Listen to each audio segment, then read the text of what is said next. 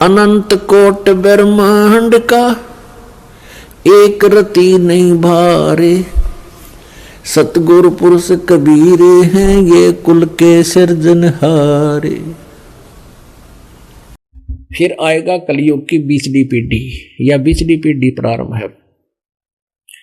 जब परमात्मा स्वयं आए थे प्रथम पीढ़ी कलयुग में मगर से शरीर गए थे, वो प्रथम पीढ़ी थी। अब ये मध्य 20वीं पीढ़ी है। आगे आने वाले लास्ट ऑफ द कलयुग वो कृतघ्नी प्राणी हो जाएंगे, कच्चा मांस खाया करेंगे, कोई दीन धर्म रहेगा नहीं, कोई भक्ति नहीं करेगा। पुण्यात्माओं अभी देख लो कितना जुल्म हो चुका है।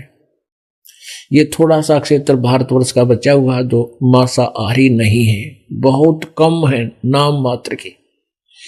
पूरे विश्व में नुखावन जैसे ये जंगली शेर खाया करते मांस को इतनी रुचि से खाने लगे, ऐसा पाप कमा रहे हैं, नशे शराब बुरा हाल हो गया।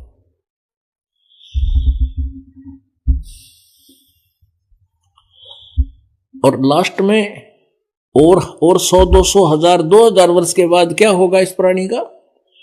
ये तो दया होगी मालिक की। पुण्यात्मा इस मार्ग को समझकर बुराई त्याग देंगे, फिर से एक बार स्टेबिलिटी होएगी, डर बनेगा भगवान का। और परमात्मा जो सुख देगा वो कोई नहीं दे सकता, जो परमात्मा धन देगा वो राष्ट्रपति भी नहीं दे सकता। संसारिक सुख के साथ साथ हमें आध्यात्मिक लाभ भी मिलेगा। आप देखो हमारे देश के प्रधानमंत्री थे इंदिरा गांधी जी, अब उसके जो आश्रित लोग थे उनसे कितना लाभ ले सकते थे। वो स्वयं भी एक अंगरक्षक ने उनको हत्या कर दी। उनके पुत्र सुपुत्र थे राजीव गांधी जी, वो भी किसी दुष्ट ने मार दिए। उनका पुत्र था वो भी एयर क्रैश में मर गया, दूसरा छोटे वाला। तो पुण्यात्माओं हम जिन का सहारा लिए बैठे हैं वो हमारे सहारे कंप्लीट नहीं है। हमने सारा आश्रय तकना चाहिए परमात्मा का, और हम एक दूसरे का आश्रित हो गए नहीं। तो कहने का भाव ये है कि जब हम परमात्मा की शरण में आएंगे तो एक बार हमें इतना सुख होगा, और उन एक्सीडेंटों में दुर्घटनाओं में भगवान रक्षा कर सकता है और कोई नहीं कर सकता। तो जब हम परमात्मा के विधिवत साधक होंगे, शास्त्र अनुकूल जब साधक होंगे, क्योंकि हमें ज्ञान होगा कि कबीर परमेश्वर के अतिरिक्त हमारा कोई नहीं है, और हम उनके अतिरिक्त किसी की पूजा कभी नहीं करेंगे, हम पतिव्रता पद पर आ जाएंगे।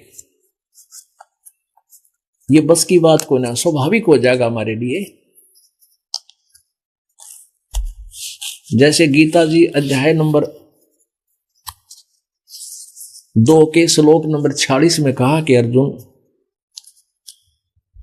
जिसमें तुझे तत्व ज्ञान हो जाएगा और उस एक परमात्मा की भक्त से तू परिचित हो जाएगा, पूर्ण परमात्मा से, उसके पश्चात तेरी बुद्धि की स्थिति ऐसी हो जाएगी जिस प्रकार बहुत बड़े जलाशय की प्राप्ति के उपरांत एक छोटे जलाशय में जैसी आस्था रह जाती है, ऐसी तेरी आस्था फिर उस तत्व ज्ञान और पूर्ण परमात्मा की समर्थता को जानकर अन्य भगवानों में तेरी श्रद्धा ऐसी रह जाएगी ऑटोमेटिकली।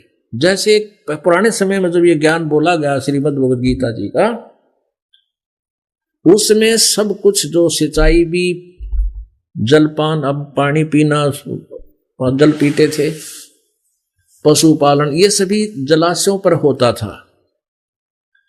कुछ जलाशय, तकरीबन जलाशय ऐसे होते थे जिन वर्षा हो गई उसमें पानी शटोर हो गया, सारा वर्ष उससे काम चलाते थे। और यदि एक वर्ष वर्षा ना हो तो वो जलाशय सूख जाता था। उस पर आश्रित व्यक्ति भी दुख को महसूस करते थे, परेशान हो जाते थे, तरफ तरफ कर मर जाते थे। तो यहां क्या बताना चाहता है कि उस छोटे जलाशय के स्थान पर उन प्राणियों को यदि बहुत बड़ी झील, बहुत बड़ा जलाशय प्राप्त हो जाए जिसको 10-10 वर्ष भी वर्षा ना हो तो भी उसका जल समाप्त ना हो, इतना बड़ा जलाशय, तो फिर उनकी आस्था उस छोटे जलाशय में जैसी रह जाती है, ऐसी ही बड़े जलाशय के उपरांत प्राप्त होने के उपरांत, अब देखो छोटे जलाशय का जल बुरा नहीं था, लेकिन वो स्थायी नहीं था, अंडरस्टूड है। और जब वो बहुत बड़ी झील मिल गई जहां 10 वर्ष वर्षा ना हो तो भी जल नहीं समाप्त हो, तो तुरंत सब प्रस्थान कर जाते हैं वहां पर। वो छोटे जलाशय ने कोई ना चाहता, फिर वो जल बुरा नहीं, लेकिन वो काम चलाऊ, अस्थायी, नाशवान है। तो ऐसे ही कहा कि जब आप जी को पूर्ण परमात्मा सत्य पुरुष की जानकारी, उसके गुणों से आप परिचित हो जाओगे, फिर अन्य भगवानों में आपकी साधना आस्था ऐसी हो जाएगी, अर्थात आप फिर उनको सपने में भी नहीं चाहोगे। तो परमात्मा ये कहना चाहते हैं कि भाई जब तुम मेरे ऊपर आश्रित हो जाओगे, किस प्रकार आश्रित होना है? जैसे पुण्यात्माओं, एक आदर सत्कार और पूजा में, आदरणीय और पूज्य में बहुत अंतर होता है। आदरणीय तो बड़े विद्वान राजा लोग, संत जन, भक्त जन, बहन भाई, बुजुर्ग सभी आदरणीय होते हैं, लेकिन पूज्य एक ही होता है। जैसे पति भर्ता पत्नी लड़की होती है, पति भर्ता जो स्त्री होती है वो पूरे परिवार में रहती है, ज्वाइंट फैमिली में रहती है, जेठ भी है, जेठानी भी है, देवर भी, देवरानी भी, सास और ससुर और ननंद। अब पति भर्ता वैसे तो सबका सत्कार करती है, पति भर्ता वही होती है जो मृदुभाषी हो, झगड़ालू ना हो, यदि और अपने पति के अतिरिक्त स्वप्न में भी किसी दूसरे पुरुष को ना चाहे, वो पति भर्ता होती है। पति भर्ता वो भी होती है जो अपने पति को के अतिरिक्त किसी को नहीं चाहे और परिवार के अंदर कड़ा मचा दे, वह पति भर्ता होते हुए भी नाश करनी है। और एक पति भर्ता ऐसी होती है कि घर में भी रहे अपने पति को, तो वो तो फाइनल होता ही है पति भर्ता का, अंडरस्टूड है। बाकी जेठ है, जेठानी है, देवर है, देवरानी है, ननंद, सास ससुर को यथा उचित सत्कार देवे और उनसे प्यार ते रहे, तो वो उनका सत्कार करे, आदरणीय है उसके। वह कौन सास ससुर है और बड़े जेठ जेठानी है, उनको बड़े भाई बहन के तुल, और छोटी देवर देवरानी है, उनको छोटे भाई बहन की तरह, और ननंद को अपने छोटी बहन की तरह। तो इस तरह सत्कार दे, और माता पिता को, सास ससुर को माता पिता के तुल्य सत्कार करे, लेकिन उसकी अपनी आस्था जो होती है अपने पति में ही रहती है। जब भिन्न होते हैं ना, अलग अलग न्यारे होते हैं, तो उस समय उसका देखा, फिर उसके तेवर देखा चलते समय अपने सारे आइटम ठाठा का अपने घर धर लेगी, एक ना छोड़ा उनका दूसरा का। तो ऐसे ही पुण्यात्माओं, अब हम यहां ज्वाइंट फैमिली में रह रहे हैं, ये ब्रह्मा विष्णु महेश ये सभी देव हमारे एक परिवार के अंग हैं। ये आदरणीय है लेकिन पूज्य नहीं है। हमारे पूज्य हमारे कबीर परमेश्वर हैं, वो परम अक्षर ब्रह्म है। उनकी पूजा से जब तक हम संसार में रहेंगे इनके साथ हैं, और जब हम इनसे न्यारे होंगे, सतलोक चलेंगे, अपनी पाई पाई इकट्ठी कर गोज में गाल लेंगे अपने राम नाम की पूजा भक्ति, और अपने मालिक अपने पति के साथ चले जाएंगे। जैसे वो पति भरता फिर अपने पति के कक्ष में अपने सारे सामान उठा कर रख लेती है। तो पुण्यात्माओं, जब हम ऐसे पति भरता यानी अन्य किसी देव से भी स्वप्न में भी हम कुछ इच्छा ना रखें, अपने सांसारिक सुख की केवल एक अपने मूल मालिक कबीर देव से, कबीर साहब से हम इच्छा रखेंगे, उसके अतिरिक्त किसी में स्वप्न में भी नहीं चाहेंगे, तो हम पति भरता पद पर आगे, हम पति भरता भक्त हैं। अब परमात्मा क्या बताते हैं, पति भरता जमी पर जो जो धर है पावे, समर्थ झाड़ू देत है ना काटा लग जावे।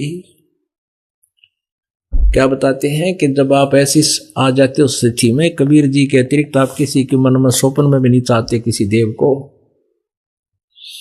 तो फिर आप अपने जीवन रूपी सफर में जब चलते हो, पैदल सफर करते हो, प्रस्थान करते हो, परमात्मा आपके पाप रूपी कांटों को ऐसे बुहारता चलता है आगे आगे कि मेरे बच्चे को मेरी प्यारी आत्मा के कर्म रूपी पाप कर्म रूपी कांटा लग चुभ ना जाए, आपके दुखों को ऐसे दूर करेगा। पति भरता जमी पर जो जो धर है पावे, समर्थ झाड़ू देते है ना काटा लग जावे। आप देख लेना कुछ दिनों के बाद जब आप इस परमात्मा से परिचित हो जाओगे और सच्ची भक्ति करोगे, सब पूजाएं त्याग दोगे। अब क्या करते हो, शुरू शुरू में आते हैं, डरते रहते हैं उन आन उपासना को छोड़ने से, नाम भी ले लेते हैं और डरते डरते उनको भी नमस्कार पड़े पड़े करे जाते हैं, तो उनको लाभ नहीं होगा भूल के भी। या तो एक कदम उस पटरी पर खड़ा हो जाना है जिस पर गाड़ी चला करती है, गड्ढा में तो गियर न रखी थी हमने। 100 वर्ष सतगुरु की पूजा एक दिन आन उपासी, वो अपराधी आत्मा फिर पड़े काल की फांसी। कहते हैं इतनी भयंकर है वो गलत साधनाएं जो तुम कर रहे हो, शास्त्र विधि त्याग के मनमानी आन उपासनाएं, अन्य देवताओं की, भूतों की, प्रेतों की श्राद्ध प्राद्ध जो निकालते हो, इतनी भयंकर है। जैसे 100 वर्ष तक साधना कर ली और एक दिन आन उपासना कर ली, दूसरी साधनाएं जो तुम करते हो शास्त्र विधि त्याग का मनमाना आचरण, परमात्मा कहते हैं वो अपराधी आत्मा फिर पड़े काल की फांसी। इतनी भयंकर है इस भक्ति मार्ग में अन्य आन उपासना, यानी नियम को भंग नहीं होने दे। परमात्मा कबीर जी के अतिरिक्त किसी में श्रद्धा आपकी ना रहे, फिर देखना आपके घर में सुख है। आप सोच भी नहीं सकते वो सुख देगा भगवान आपके घर में। आपने सुना होगा, कभी देखा नहीं होगा। वो चमत्कार आपके घरों में होंगे, वो दुख आपके दूर होंगे कबीर परमेश्वर से। बोलो सतगुरुदेव। परम पिता परमात्मा सर्व सृष्टि रचनहार, कुल के मालिक, सबके मालिक, कुल धनी कबीर परमेश्वर जी की असीम कृपा से आप जी को ये सत्संग सुनने को मिला। पुण्यात्माओं, परमेश्वर कबीर जी ये सर्वशक्तिमान परमात्मा है, सबके मालिक हैं। हम सभी के एकमात्र यही वो पिता हैं, यही वो माता हैं जिसको हम कहा करते थे, तुमेव माता च पिता तुमेव बंधु च सखा तुमेव विद्या च द्रविण तुमेव सर्व मम देव देव।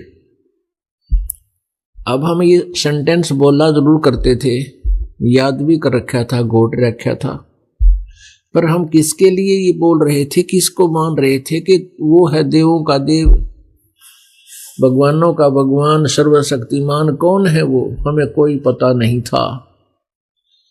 वैसे ही अटकलबाजी से हम अपनी क्रियाएं किया करते थे। उस परमेश्वर ने स्वयं आकर अपनी जानकारी दी, क्योंकि यहाँ के भगवान ने, यहाँ के स्वामी ने, 21 ब्रह्मांड के स्वामी ने, जिसके अंतर्गत हम यहाँ अधीन हैं, जिसके अंतर्गत हम जिसके जाल में फंसे हुए हैं, इस काल भगवान ने हमें यहाँ पूर्ण रूपेण धोखे में रखा हुआ है। और उस परमेश्वर ने आके हमें बताया कि तुम यहाँ के रहने वाले नहीं हो, ये अच्छा ठिकाना नहीं है, यहाँ कोई जीव सुखी नहीं है, यहाँ कोई जीव स्थायी नहीं है, सबकी मृत्यु होगी और ना जाने कब हो जाएगी और किन परिस्थितियों में हो जाएगी। आज आप अपने परिवार को अपना मानते हो, इसी के भरण पोषण के अंदर सारा जीवन अपना व्यस्त रखते हो, सारा जीवन समाप्त कर जाते हो। एक पल का भरोसा नहीं परिवार के किस सदस्य की कब मृत्यु हो जा। पुण्यात्माओं, फिर ऐसे लोक में और भय नहीं बनता, डर नहीं बनता, अपनी मृत्यु का कभी डर नहीं बनता। यह सबसे बड़ी कमजोरी है इस जीव की, सबसे बड़ी भूल है ये। हम ये क्या सोचते हैं कि वो मर गया, हम अभी नहीं मरेंगे, अभी नहीं मरेंगे। जो मरने वाला भी यही सोच रहा था, मैं अभी नहीं मरूंगा, और वो भी मर गया, उसकी मृत्यु होगी। तो कहने का भाव ये है कि हम यहां इस काल ने विवश कर रखे हैं, जीव को एक पल का भी चैन नहीं छोड़ रखा। इतना महादुखी किया हुआ, चाहे यहां कोई प्रधानमंत्री है, चाहे कोई पूरी पृथ्वी का पति है, कोई भी जीव चैन की नींद नहीं लेता। और मान लीजिए कोई ये सोच रहा है कि मेरे तो सब ठीक है, बच्चे भी ठीक हैं, अरे एक पल में बिजली गिर जा, क्यों ना जाने क्या हो जाए एक मिनट में, तो क्या ठीक है यू? तो परमात्मा कहते हैं इस झूठे सुख को सुख कहे, मान रहा मन मोद, ये सकल चबीना काल का, कुछ मुख में कुछ गोदे। इस झूठे सुख को सुख मान कर ये प्राणी यही सेट होया बैठा है। परमात्मा कहते हैं ये तो काल का आहार है, और ना जाने कब ये खा जाएगा, किसको खा जाएगा, कैसे खाता है। जैसे मृत्यु होगी, मृत्यु के उपरांत सूक्ष्म शरीर और होता है, शरीर स्थूल शरीर के अंदर, उसको तपस्या पर जाकर डाल देता है, वहां चटक मटक जीव करते हैं, और उनसे निकले हुए गंध को ये वहां आहार करता है। पुण्यात्माओं, सत्संग के माध्यम से परमात्मा की वाणी सुनाई जाती है। परमात्मा की वाणी मीन भगवान का आदेश सुनाया जाता है। जैसा कि आप जी ने कल गीता अध्याय नंबर 4 के श्लोक नंबर 32 में स्वयं पढ़ा कि उस सच्चिदानंद घन ब्रह्म की वाणी में, परम अक्षर ब्रह्म की वाणी में, जो स्वयं आकर उन्होंने अपने मुख से बोली हुई है, उसमें आध्यात्मिक धार्मिक अनुष्ठानों के विषय में विस्तार से जानकारी दी हुई है। और वो कार्य करते करते, कर्म करते करते सफल होती है। हठ योग आदि जंगल घर छोड़कर जाने से नहीं, मतलब उसमें उसकी आवश्यकता ही नहीं। वो एक अनमोल ज्ञान है, तत्व ज्ञान है। गीता अध्याय नंबर 4 के श्लोक नंबर 34 में फिर प्रमाण दिया है कि उस ज्ञान को जो सच्चिदानंद घन ब्रह्म की वाणी में सच्चिदानंद घन ब्रह्म ने अपने मुखारविंद से उच्चारित करके लिपिबद्ध करवा रखा है, वो ज्ञान, उस ज्ञान को तत्वदर्शी संतों के पास जाकर समझ और उनको दंडवत प्रणाम करने से, कपट छोड़कर प्रश्न करने से वो तत्वदर्शी संत तुझे अध्यात्म ज्ञान बताएंगे, वो तत्व ज्ञान से परिचित कराएंगे। तो परमेश्वर ने स्वयं तत्वदर्शी संत की भूमिका की। सन 1398 में वो सतलोक से चलकर आए, अपने निज स्थान से चलकर आए अमरलोक से, और भारतवर्ष के पवित्र भूमि पर, भारतवर्ष के काशी शहर में लहर तारा नामक एक तालाब के अंदर विकसित कमल के फूल पर नवजात शिशु का रूप धारण करके वो परमात्मा प्रकट हुए, लीला की उन्होंने। और उनको एक नीरू नीमा नाम के जुलाहा दंपति उठाकर ले गए। उनका संतान नहीं थी, निसंतान थे। लीला में शरीर से परमात्मा बड़े हुए। जब वो 5 वर्ष के हो गए,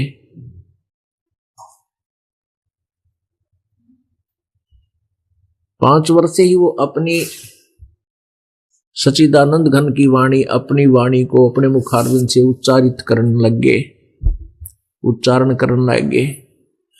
उनके ज्ञान के सामने बड़े बड़े विद्वान फेल हो गए, लेकिन बालक जानकर, जुलाहा जानकर, एक संस्कृत भाषा का ज्ञान ना होने से उनको अविद्वान जानकर उन अनाड़ियों ने परमात्मा के यथार्थ ज्ञान को ना स्वयं स्वीकार किया और ना जनता तक जाने दिया, उसको दबा दिया, समाप्त करवा दिया। परमात्मा ने कृपा की हमारे ऊपर, वो लिपिबद्ध करवा दी भक्त धर्मदास जी के माध्यम से। आज वो अमृत ज्ञान हमारे समक्ष है, आज वो उसका प्रकाश हो रहा है और वो ज्ञान इन वेदों और पुराणों और गीता जी से मेल खाता है और इनसे जो गीता और वेदों में नहीं है, जहां पर इन्होंने कह दिया है कि तत्वदर्शी संत बताएगा, हम कंप्लीट नॉलेज नहीं रखते, तो वो ज्ञान भी उस तत्व ज्ञान के अंदर परमात्मा की वाणी में लिपिबद्ध है। वो तत्व ज्ञान क्या है उसको समझना है। कैसे?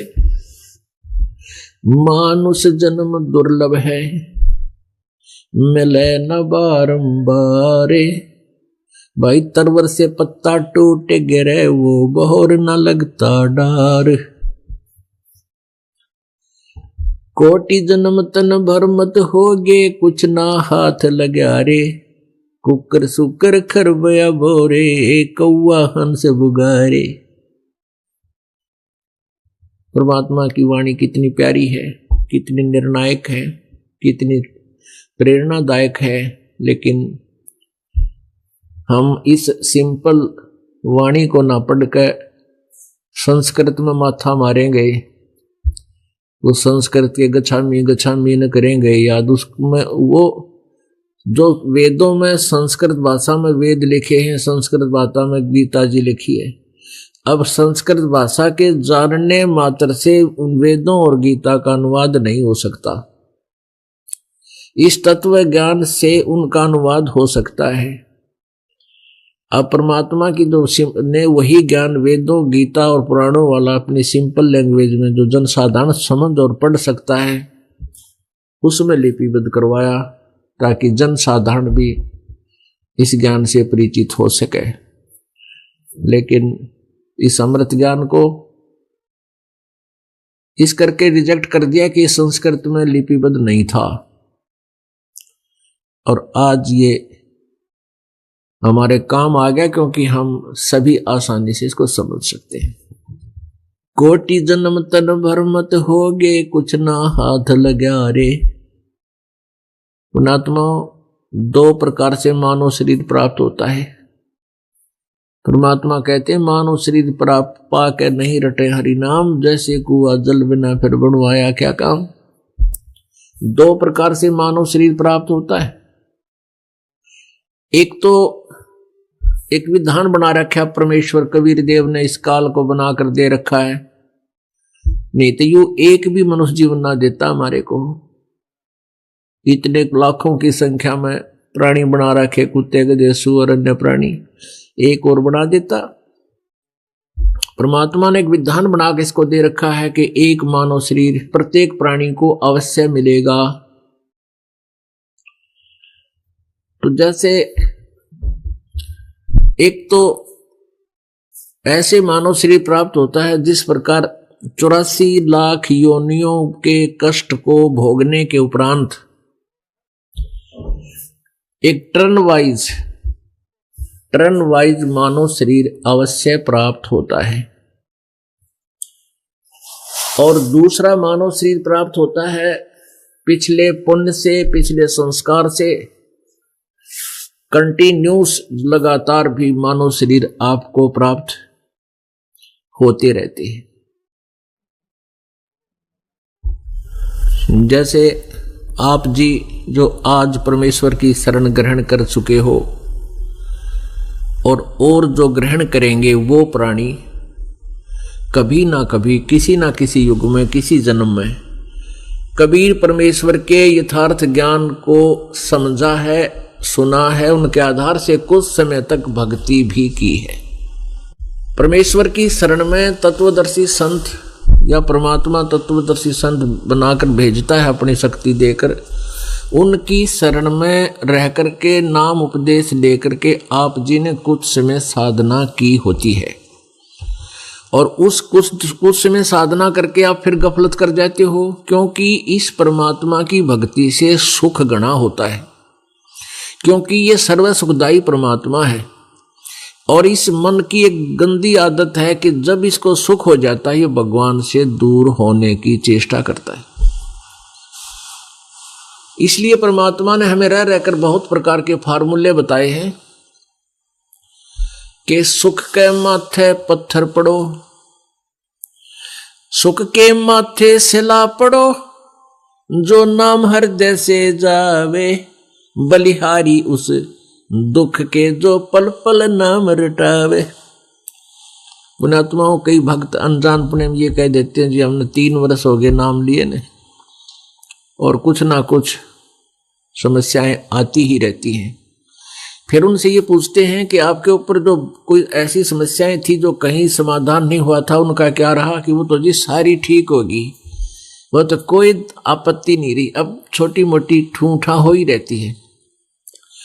तो पुण्यात्माओं, ये परमात्मा का ऑपरेशन है, वो थोड़ा बहुत कष्ट आप पर जरूर रखना चाहता है ताकि आप भगवान से दूर ना हो जाओ।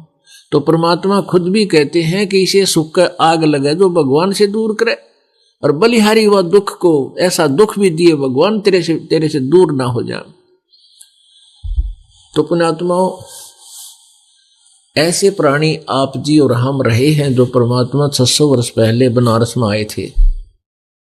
उस समय 64 लाख शिष्य हुए थे उस मालिक के। ना कोई मीडिया था, ना कोई प्रचार प्रसार का साधन था, क्योंकि वो परमात्मा है। एक दिन में 1000 जगह प्रकट होकर उसी रूप में और सत्संग और प्रवचन करके आया करते थे। वो करोड़ रूप बना सकते हैं, जितने प्राणी हैं उतने भी वो रूप बना सकते हैं, क्योंकि समर्थ नाम इसी का होता है। और जो बहुत दुखी प्राणी थे उनको पहले तो सुख दिया, फिर वो ज्ञान समझा, परमात्मा के शिष्य बने। 64 लाख शिष्य हो गए थे आज से 600 वर्ष पहले, जबकि पूरा भारत में अफगानिस्तान, बलोचिस्तान, पाकिस्तान, बांग्लादेश, ये सारा नेपाल और ये इराक, ईरान, गढ़गजनी तक ये सारा भारत था। और कुल मिलाकर सारे भारत की 4 करोड़ आबादी नहीं होगी, और उसमें 64 लाख से हो जाना बालकों का खेल नहीं है। लेकिन हम गफलत कर गए, हम गफलत करके परमात्मा से दूर हो गए, क्योंकि हमें सुख हो गया था। जो दुख थे वो हमारे दूर कर दिए परमात्मा ने, फिर सुख हो गया, हम भगवान से दूर हो गए। जिस कारण से आज आप फिर उसी समय से सन 1398 से सन 1518 तक परमात्मा 120 वर्ष तक इस धरातल पर एक लीला करने के लिए जो प्रत्येक युग में आते हैं, जो परमात्मा की एक लीला है, परमात्मा का एक गुण है जो वेदों में भी वर्णित है, वो ऐसा करते हैं अपना ज्ञान देने के लिए। एक जनसाधारण की तरह काम करते हैं, जनसाधारण की तरह अपना कर्म करके निर्वाह करके एक रोल करते हैं, भूमिका करते हैं, एक एग्जाम्पल कोड करके चले जाते हैं कि सुयोग शिष्य में कैसे गुण होने चाहिए, सुयोग नागरिक में कैसे गुण होने चाहिए, और तत्वदर्शी संत कैसा होता है, परमात्मा क्या क्या लीलाएं करता है, वो सारी क्रियाएं वो सब परमात्मा ये कर्म करके प्रमाणित करके जाते हैं। वो ऐसा ही करते हैं, और उसी के विषय में फिर वेद और सदग्रंथ सभी बताते हैं कि प्रभु के ऐसे गुण हैं, वो ऐसा करता है, ऐसे प्रकट होता है। ये वेदों और पुराणों में लिखा हुआ है। तो परमात्मा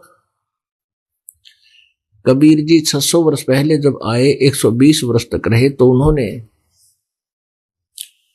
हम सभी को ये ज्ञान दिया। हम उस परमात्मा को समझ नहीं सके, भगवान नहीं मान पाए, परमात्मा से हम दूर हो गए। तो उसी समय से हम वो साधना जो मालिक के चरणों में हमने की थी, उसके आधार से आप जी को मनुष्य शरीर मिलते हुए आ रहे हैं। आज आपके अंदर परमात्मा की कसक बनी हुई थी। परमात्मा की चाह में कोई कहीं ना कहीं अवश्य कोई भटक रहा था, कोई मंदिर में, कोई मस्जिद में, कोई गुरुद्वारे में, कोई चर्च में, कोई ऊंचे ऊंचे पहाड़ों की चोटियों पर परमात्मा की खोज करने जाता था, और कोई कहीं ना कहीं, कोई सालासर, कोई बालाजी, कोई वैष्णो देवी, कोई केदारनाथ, कोई अमरनाथ, कोई रामेश्वर, कोई गया जी की तक भंडार है, वो बनभौरी, यानी सारा भटक रहे थे। क्योंकि आप मनुष्य जीवन से आए हैं, तुरंत मनुष्य जीवन से ही नेक्स्ट मनुष्य जीवन मिला आपको, इसलिए आपके अंदर चाह परमात्मा की है। और आप जी का व्यवहार, आप जी के अंदर एक गुण, ये पुराने संस्कारों से विद्यमान है। आप जी यहाँ आते हैं, आप यहाँ 1 दिन 2 दिन 4 दिन जितना भी सटे करते हो, आप जी का व्यवहार कितना अच्छा है। जहाँ बैठा दिए वहीं बैठे रहते हैं, जो मिल गया खाने को उससे हर स्वीकार कर लेते हैं। ना इतने आदमी की तक इकट्ठे हो जाए मेले में, गट्टुम गुट्टा, गाड़म गाड़ा, 100 प्रकार की बदमाशी शुरू हो जाए, और आप ऐसे बैठे रहते हो जैसे देव पुरुष बैठा करते हैं। क्योंकि आपके पिछले मनुष्य जीवन से आए हुए हो, और मनुष्य जीवन से आए हुए प्राणी के एक मानुष जैसे गुण होते हैं, और आप में चाह है भगवान की, आप परमात्मा के लिए तरफ रहे थे, और उस परमेश्वर ने फिर रजा आप पर कर दी, यो मार्ग फिर से मिल गया। और कुछ ऐसे प्राणी होते हैं, मनुष्य जीवन प्राप्त है, लेकिन वो परमात्मा की तरफ ध्यान नहीं देते। उनको कितना कह ले, कितना समझा ले, कति नहीं माने। गुट्टी लावेंगे, हुक्का पाड़ेंगे हैं, और सिनेमा देख लेंगे, और की तो बकवाद कर लेंगे, और कितना धंधा करवा ले वो कर लेंगे, लेकिन वो राम नाम नहीं रट सकते, वो परमात्मा की चर्चा भी नहीं सुन सकते, क्योंकि वो मानव शरीर से नहीं आए हैं। वो 84 लाख योनियां भोग के टर्न वाइज मनुष्य शरीर प्राप्त है ऐसे प्राणियों को, जो परमात्मा के नाम से चिढ़ते हैं और कहते भगवान है नहीं, और ऐसे 100 प्रकार के उदाहरण देकर अपने आप को सेट किए बैठे। तो वो मानव शरीर से नहीं आए हैं, वो पिछले जन्म से कोई किसी पशु पक्षी या जड़ जूनी के शरीर से छोड़कर आए हैं। तो ऐसे व्यक्ति, उनको कितना ज्ञान समझा ले, भक्ति करा नहीं करते और ना सुना करते, वो सुन लेंगे कान्ना पर घटाने जाएंगे। जैसे आप प्रत्येक परिवार में देख लीजिए, कुछ एक परिवार तो ऐसे हैं जो पूरा का पूरा परिवार मालिक के चरणों में आ गया है। कुछ परिवार के ऐसे हैं जो इसमें 1-2 सदस्य नाम ले रखे हैं, 3 सदस्य कतई नहीं सुनते, विरोध और करते हैं, गालियां देते हैं उनको। तो वो जड़ दुनी से आए हुए प्राणी हैं, या पशु पक्षी के शरीर से आए हुए प्राणी हैं, जो परमात्मा के ज्ञान को सुनना नहीं चाहते। एक घर में पिताजी ने नाम ले लिया, बेटा लेता नहीं। जो पिताजी कभी भी अपने संतान को गलत मार्गदर्शन नहीं करेगा, क्योंकि वो उन्हीं के लिए जी रहा होता है, और वो बेटा नहीं मान रहा है, तो वो पशु जुन्नी से आया हुआ प्राणी है, उसके बस की बात नहीं, वो काल का प्राणी है।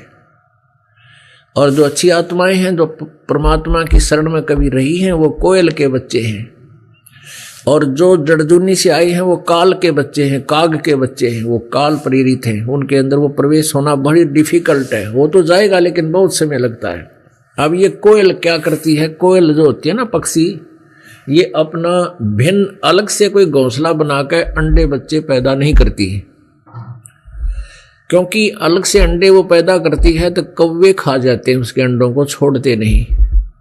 तो क्या चतुरता करती है, वो उन काग के अंडों में, घोंसले में जहां मादा कौवे ने अंडे दे रखे होते हैं, उत्पन्न कर रखे होते हैं घोंसले में, वो कोयल वहीं पर अपने अंडे उत्पन्न कर देती है। जब मादा कौवी कहीं चुग्गा चरने चली गई होती है, वो ताक में रहती है। अब जब वो कौवी आती है वापस, वो देखती है कि 4 अंडे हो गए, ये पहचान नहीं पाती तेरे कौन से हैं और दूसरे कौन से हैं।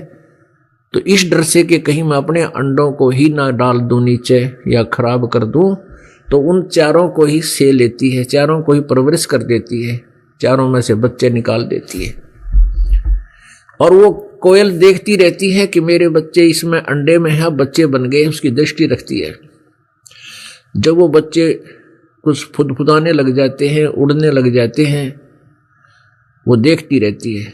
जब वो बच्चे उड़ने लायक हो जाते हैं तो दूर वृक्ष पर बैठ के कोयल अपनी प्यारी प्यारी बोली बोलती है। कोयल के बच्चे अपनी माँ की बोली को तुरंत पहचान जाते हैं और ऐसे ऐसे करने लग जाते हैं। फिर वो बार बार बोलती है तो उड़कर उस कोयल की आवाज की तरफ वो उसके बच्चे उड़कर चल पड़ते हैं। कोयल क्या करती है, वहां से उड़कर चल पड़ती है और वो आवाज लगाती हुई चलती है। उसके बच्चे साथ साथ बहुत दूर निकल जाते हैं। कुछ देर तो वो कौवी उन बच्चों के पीछे उड़ती है, मेरे बच्चे गए, मेरे बच्चे गए। लेकिन वो बहुत दूर चले जाते हैं, वापस आ जाती है, कहीं दूसरे बच्चों को हानि ना हो जा, उनका पीछा छोड़ देती है। और जो कौवे वाले बच्चे होते हैं, काग वाले, वो नहीं परवाह करते, वो देखते भी नहीं उसकी बोली की तरफ। कोयल वालों ने अपनी माँ की बोली को पहचान लिया और उसके साथ चले गए। तो ऐसे ही वो प्राणी जो एक ही परिवार में 4-5 सदस्य हैं, जिनमें से 2-3 ने नाम ले लिया है, 2 नहीं ले रहे हैं, यही समझो काग और कोयल के, उन्होंने कभी किसी जन्म में भक्ति नहीं की। वो टर्न वाइज उन्होंने मनुष्य जीवन प्राप्त है। एक समय कागभूषण नाम के एक भक्त ने अपने मित्र गरुड़ को अपनी आत्मकथा सुनाई। क्या बताया? अब गरुड़ जी ने पूछा कागभूषण से कि हे कागभूषण, हे भूषण जी, आपने इतनी अच्छी साधना, ऐसी भक्ति, ऐसी उपलब्धि कैसे प्राप्त हुई? तब कागभूषण बताता है कि गुरुदेव, मेरी बहुत लंबी कहानी है, अब उसको याद करता हूं तो मेरे रोंगटे खड़े हो जाते हैं, मैं कितना नीच प्राणी था। क्या बताता है कि मेरे असंख्यों मनुष्य जीवन मैंने बर्बाद कर दिए, किसी जन्म में भक्ति नहीं बनी। कभी टर्न वाइज नंबर मनुष्य का आता था, ऐसे बकवादों में मैं खो देता था। इसी प्रकार 84 लाख योनियां भोगने के उपरांत परमात्मा के विधान अनुसार मुझे मानव जीवन प्राप्त हुआ। उस समय हम 4 बहन भाई थे, 2 भाई 2 बहन, हमारे माता पिता थे। जब मैं सबसे बड़ा था, मेरी आयु 20 वर्ष की थी। उस समय उस क्षेत्र में बहुत अकाल गिर गया। मेरी आंखों के सामने हाहाकार करके मेरा भाई, मेरी बहनें, मेरे माता पिता भूख के मारे तड़प तड़प कर प्राण छोड़ गए। मैं शरीर में तगड़ा था, भूख को सहन कर ली मैं नहीं मर पाया। आसपास का क्षेत्र उजड़ गया कति। मैं उस क्षेत्र को छोड़कर अमंतका नगरी में आ गया और वहां पर अकाल नहीं था। पेट भर कर रोटी खाई, भोजन खाया। फिर सोचने लगा कि हे परमात्मा, ये क्या जीवन है? कल तक तो हम हंस खेल रहे थे, हमारा बड़ा पूरा परिवार था, और आज मैं अकेला रो रहा हूं। ना भाई है, ना बहन है, ना माँ, ना पिता। फिर मैंने एक मंदिर के अंदर एक पंडित जी भगवान शिव की कथा कर रहा था, सत्संग कर रहा था। मैं वहां चला गया। उस ब्राह्मण को मैंने अपने सारे दुख बताए, मेरे साथ के बीती। ब्राह्मण की आंखों में आंसू आ गए और कहा, बेटा, यह तो ऐसा ही विधान है, जन्म और मृत्यु ये सभी के साथ है, चिंता ना कर बेटा, होगी सो होगी।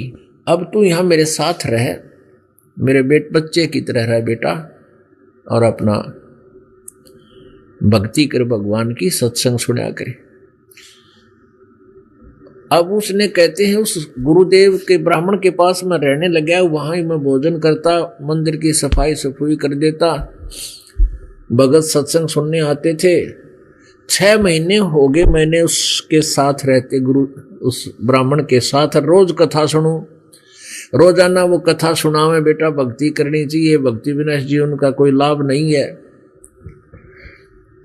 बहुत अच्छे अच्छे दृष्टांत दे देकर समझावे, लेकिन मेरे असर हो नहीं कि मैं नाम ले लूं। मुझे बार बार कहे बेटा भक्ति कर ले, उपदेश दीक्षा लेनी चाहिए। तो वो कहता मेरे मन में रुचि नहीं बने कि मैं उपदेश ले लूं, गुरु बना लूं, भक्ति कर लूं। कारण क्या है? तुलसी पिछले पाप से हरि चर्चा न भावे, जैसे जवर के बेगते भाई भूख विदा हो जावे।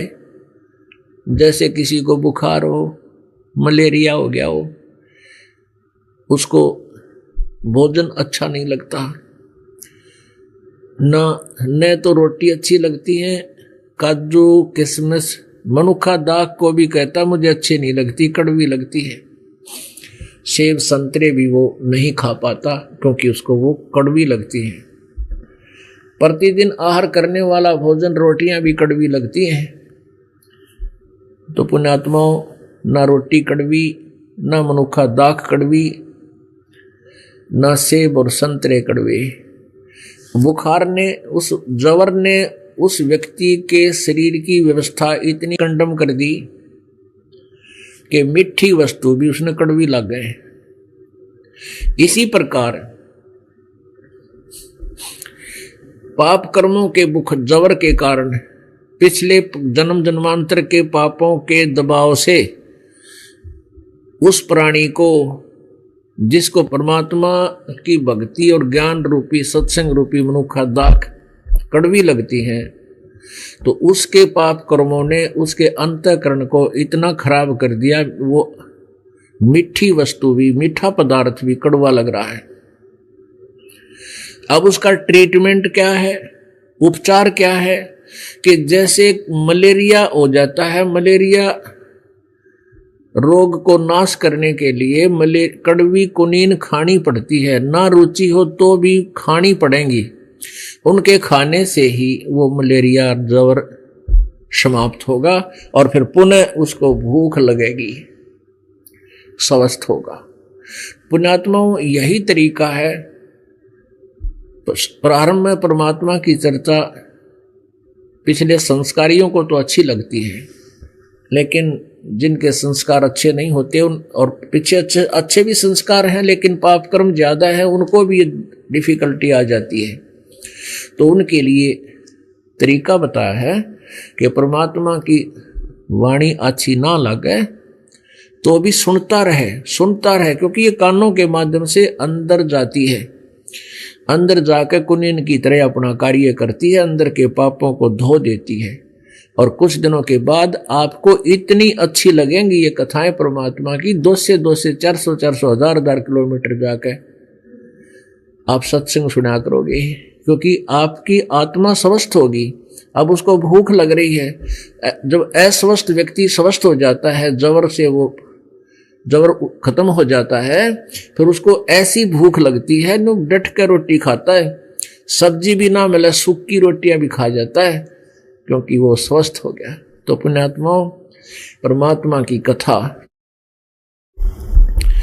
परमात्मा की चर्चा उन्हीं पुण्यात्माओं को अच्छी लगती है जो जिनका अंतःकरण स्वस्थ हो चुका है। और जिनका स्वस्थ नहीं है तो उन्होंने भी सत्संग ही सुनना पड़ेगा। ये परमात्मा की वाणी आहार भी है और ये मेडिसिन का भी, दवाई का, औषधि का भी काम करती है। तो 6 महीने हो गए, कहता भूषण बता रहा है गुरु जी को कि मैंने 6 महीने हो गए, गुरु जी रोजाना कहे, मेरे तो प्यार भी करे है, वही मैं आहार करता हूँ, उसी के भंडारे में रह रहा हूँ, लेकिन नाम लेने की रुचि कति नहीं बनी। 6 महीने में जा करके मैंने, मेरी रुचि बनी, मैंने उपदेश लिया। अब पुण्यात्माओं, इस काल ने कई तरह से हमें बना रखा है, व्यवस्थित कर रखा है। हम पहले तो भक्ति करना नहीं चाहते, भक्ति करने लगते हैं तो फिर हमारे अंदर एक और गुण है, मान अभिमान का अवगुण है ये। जिसके कारण हम भक्ति बर्बाद कर लेते हैं। अब काकभूषण ने क्या किया कि 6 महीने तक शिव जी भगवान की जो कथाएं गुरुजी सुनाया करते थे वह सुनता रहा, वह घोट ली, कंठस्थ याद कर ली। और उनकी अच्छी आवाज थी उस लड़के की, भूषण की, और युवा आयु उम्र थी। तो क्या हुआ, जो वहां श्रोता आते थे, जब गुरुजी कहीं स्नान करने चले जाते या कुछ घूमने फिरने चले जाते, कुछ श्रोता वहां बैठ जाते, तो वो कथा सुनाने लग जाता उनके अब्सेंस में। तो वो भगत जन कहने लगे, भाई कमाल कर दिया भूषण जी, आप तो गुरुजी से भी अच्छी कथा सुनाते हो, आपकी तो बहुत ही प्यारी आवाज है। उसके अभिमान घर कर गया और वो चौधरी पाक गया, अंडी पाक गया वो। फिर अब काकभूषण अपने सारे बताओ बीती हुई भूषण गुरु जी को कि एक दिन गुरुजी आए मंदिर में और मेरे पास कुछ चेले चपटे बैठे थे, मैं खड़ा नहीं हुआ, विमान का मारा और बैठे बैठे प्रणाम कर दिया। अब गुरुजी ने ध्यान नहीं दिया इन बातों पे, वो तो जाकर अपने भगवान शिव जी के शिवलिंग बना रखा था, उसको वहां उनकी पूजा पाजा करने लग गया और मैं बैठा रहा, बैठे बैठे दर्शन कर लिए।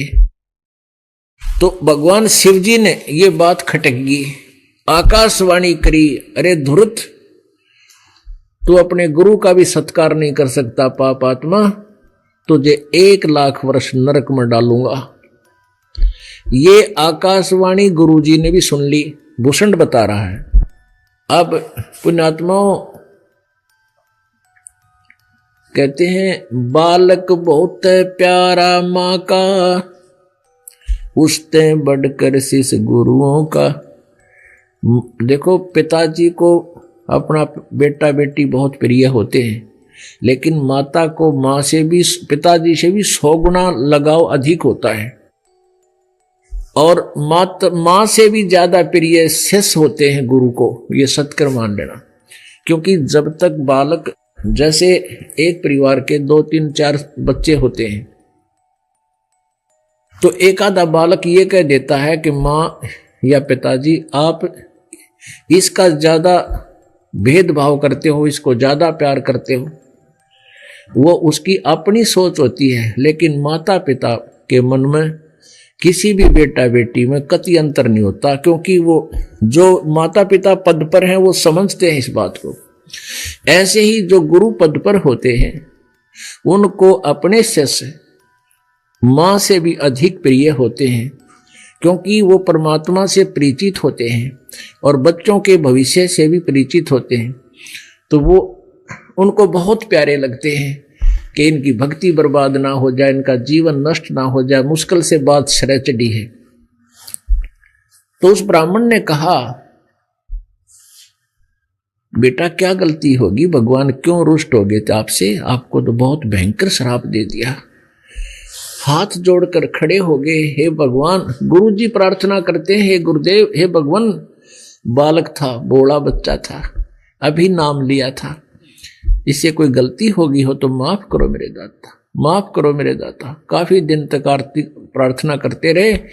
तब आकाशवाणी हुई कि इसने बैठे बैठे दर्शन किए थे, इसने आदर सत्कार नहीं किया गुरुजी का। जब तू गुरुजी का ही सत्कार नहीं करेगा तो मेरे लोक में आकर मेरे साथ फिर यहां क्या तू व्यवहार करेगा।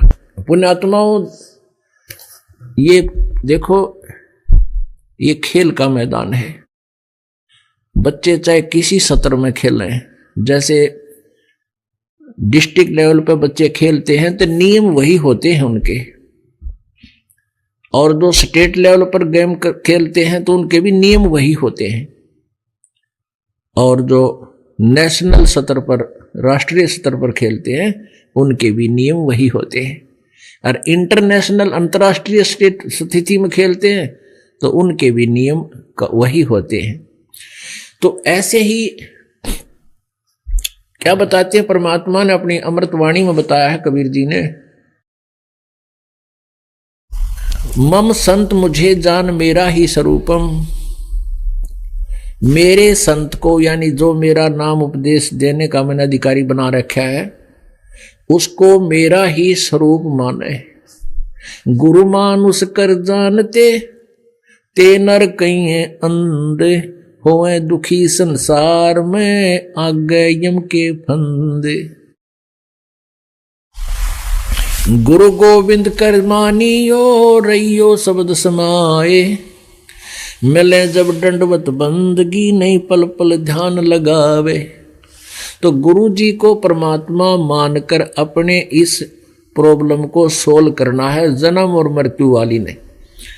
जैसे एक गणित में एक प्रश्न आता है, उसमें मूलधन ज्ञात करना होता है। उसके लिए सपोज करना पड़ता है, मान लो मूलधन 100 रुपये, और फिर वो 100 रुपये मूलधन मानने के बाद ही हम उस करोड़ों और अरबों के मूलधन को प्राप्त कर सकते हैं और अपना इक्वेशन, अपना ये प्रॉब्लम सोल्व कर सकते हैं। जब तक हम 100 रुपये मूलधन नहीं मानेंगे तो ओरिजिनल मूलधन को प्राप्त नहीं कर सकते। तो परमात्मा ने इसलिए बताया है कि आप जी वो 100 रुपये है, वो मूलधन नहीं था, वो ओरिजिनल मूलधन नहीं है, लेकिन उसके बिना वो मूलधन मिल नहीं सकता। तो गुरु जी को आप जी ने भगवान सपोज करना पड़ेगा। आपने ये मान करके ये गुरु जी नहीं, ये भगवान खड़े हैं। और पुण्यात्मा, जब आप भगवान के पास जाओगे तो आप जी कैसे व्यवहार करोगे, जो इस दास के साथ आप कर रहे हो, और वो व्यवहार भगवान को मान्य है या नहीं है, नहीं है तो वहां से रिजेक्ट हो जाओगे। और जो गुरु जी को आप परमात्मा रूप में मानकर और फिर उसके साथ जो बोलना, चलना, व्यवहार करना, निष्कपट भाव से बातें करना और उसके अंदर एक विशेष कसक बना कर रखना, तो यही एट इट इज भगवान से आप क्या होगा। तो यहां से जब जाओगे, जैसे आदमी दिन में रिहर्सल करता है, बातें करता है, ऐसी सपने में आएंगी। तो वो स्वप्न में तो प्रैक्टिकल जो आप कर रहे हैं वही आपके स्वप्न में आती। तो ऐसे ही जब यहाँ शरीर छोड़कर जाओगे तो इस दास के रूप में परमात्मा आपकी परीक्षा लेने के लिए वहां खड़ा होगा। फिर आप वहां भी वही अड्डपट मारोगे, यहाँ मारते थे, तो वहां से तुरंत ऑटोमेटिकली आपके पैरों के नीचे से स्लिप निकल जाएगा फट्टा, एकदम नीचे आओगे गद्दे ही। वो अलग बात है कि आपने पुण्य जो भक्ति कर रखी है वो अलग अलग मिल जाएंगे, को स्वर्ग में को कितने धक्के खाते रहोगे, पार नहीं हो पाओगे। तो इसलिए हमने गुरुजी के साथ वो डीलिंग करनी चाहिए जो भगवान के साथ किया करते हैं, तब आप सफल होगे। तो यहां काकभूषण से आकाशवाणी में भगवान शिव ने कहा कि तूने अपने गुरुजी का सत्कार नहीं किया, तू अंडी पाक गया, बैठा बैठा प्रणाम कर लिए तूने। तो जब तू गुरुजी के का सत्कार नहीं कर सकता तो मेरा केकरा तने फूकूंगा, मारा गाड़ूंगा। मैं क्या करूंगा इसे दुष्ट का इस पवित्र लोक में, क्योंकि भगवान पहले ही उस भस्मासुर से दुखी थे, इसे नालायक थे। तो फिर प्रार्थना की, उस गुरुदेव ने कहा बेटा माफी मांग भगवान ते, और काफी दिन तक कहता भूषण के मैं और गुरुजी प्रार्थना करते रहे। आकाशवाणी की के नालायक तेरे गुरुजी की अर्जी मैंने स्वीकार कर ली है, तुझे रहना तो पड़ेगा। जब तू यहां से शरीर छोड़कर जाएगा तुझे नरक में तो रहना पड़ेगा। अब जो मैंने कह दिया सो कह दिया, 1 लाख वर्ष तू नरक भोगेगा, लेकिन नरक में तुझे यम के दूत दुखी नहीं करेंगे, ये मैं आदेश दे दूंगा। अपने आत्माओं देखो, जैसे किसी की जेल होगी और वो मंत्री का मित्र है, मंत्री का रिश्तेदार है, वो जेल में तो उसने रहना ही पड़ेगा, लेकिन वहां के वो जेलर और कर्मचारी उसको कह कुछ नहीं सकते, वहां बटेऊ की तरह रहेगा, मेहमान की तरह रखा जाएगा, लेकिन रहना पड़ेगा जेल में जब तक उसकी सजा बरकरार वो है, निर्धारित है। तो इसी प्रकार उसने शिव जी ने उसको इतनी राहत तो दे दी कि नरक में तनयम के दूत दुखी नहीं करेंगे। वो आदेश मंत्री हैं, क्योंकि ये मंत्री है, उन्हें दे दिया। कहते हैं मैं 1 लाख वर्ष जेल में रहा, वहां नरक में रहा, लेकिन यम के दूतों ने मुझे सताया नहीं। गुरु जी की प्रार्थना पर, भगवान शिव जी के कृपा से। उसके बाद कहते फिर मानव शरीर हुआ। उस मानव शरीर भी मैंने कई बर्बाद कर दिए। फिर मानव शरीर हुआ। फिर मैं लोमस ऋषि नाम के एक महात्मा, लोमस नाम के ऋषि एक कथा करे थे, मैं वहां जा बैठा। वहां मेरे मन में ये एक विकार है जीव के अंदर, वो फिर उत्पन्न हो गया। कहने लगा कि वो सरगुण के बारे में जानकारी दे रहे थे, सरगुण के बारे में, सरगुण। और मैंने कहा नहीं, मैं तो हूं निर्गुण का अधिकारी, और सरगुण सभी नष्ट नाश हो जाई, निर्गुण कथा हमें बतलाई। लोमस ऋषि जी से कहा कि हे लोमस ऋषि जी, आप तो जो इस साकार भगवान के बारे में बता रहे हो ये तो नष्ट हो जाएंगे, हमें तो निराकार और निर्गुण के बारे में जानकारी दीजिए। अब लोमस ऋषि जी ने बहुत समझाया, चेष्टा की कि भाई जैसे बीज है, आम का बीज है, आम के पेड़ का बीज आम के फल में है, और उस बीज में पेड़ है। अब बीज में पेड़ निर्गुण रूप में है, ये कोई काम नहीं कर सकता, ना छाया हो ना इसका फल लगे, तो ये निर्गुण है। इस निर्गुण का क्या करेगा, चाहिए तो हमने सरगुण। जैसे बीज को बोया, पौधा बना, फिर धीरे धीरे पेड़ होया, पेड़ होकर उसका फल लगे, छाया बनी, तो सरगुण हुआ तो काम आया। और वो निर्गुण ने के चटेगा, तो वो बीज में आम का पेड़ है।